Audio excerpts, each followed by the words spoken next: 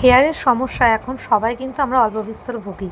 তো আমি তোমাদেরকে দেখাচ্ছি একটা খুব সুন্দর ঘরোয়া টোটকা, যেটা তোমরা ইউজ করলে হেয়ার ফল কন্ট্রোল হবে, ড্যান্ড্রফ কমবে এবং তোমাদের নিউ হেয়ার গ্রোথও কিন্তু হবে। দেখো, আমি এখানে দিয়ে নিয়েছি জবা ফুলের কুঁড়ি, অ্যালোভেরা, আমলা, তারপর নিম পাতা, কারি পাতা, আর হচ্ছে তোমার কালো জিরে, মেথি।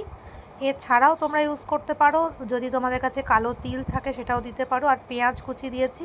এগুলোকে সমস্ত কিছু দিয়ে একটা লোহার কড়াইতে আমি হালকা আঁচে একটা ফোটার পরেই এটাকে বন্ধ করে দিয়েছিলাম।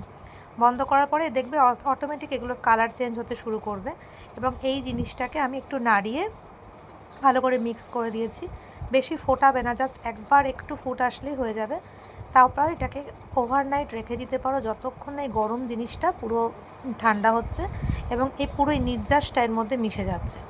এরপরে ছেঁকে একটা ভালো কন্টেনারে রেখে দিতে হবে এটাকে। এবং এই কন্টেনারটা মাঝে মাঝেই তোমরা রোদের মধ্যে একটু দেবে, তাহলে এটা নষ্ট হবে না।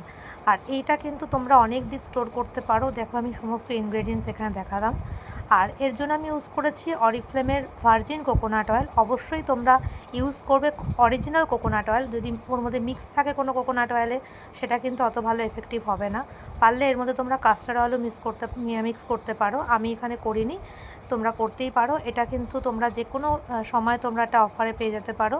নিয়ে এটা এই অরিফ্লেমের অয়েলটার মধ্যে মিক্স করে যদি তোমরা ইউজ করো, তোমরা খুব ভালো এফেক্টিভ রেজাল্ট পাবে। এবং তোমাদের দেখতে পাচ্ছ এখানে 99% অরিজিনাল ইনগ্রেডিয়েন্টস এবং কেরালা থেকে সিলেক্টেড কোকোনাট নিয়ে এটা বানানো হয়, তো একদম পিওর কোকোনাট অয়েল এটা।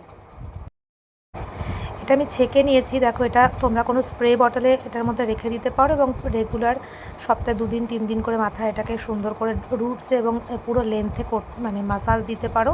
তাহলে কিন্তু তোমরা দেখবে খুব সুন্দর রেজাল্ট দেখতে পাবে। এবং অবশ্যই আমাকে জানিও তোমরা এটা বানানোর পরে ইউজ করে কেমন লাগলো।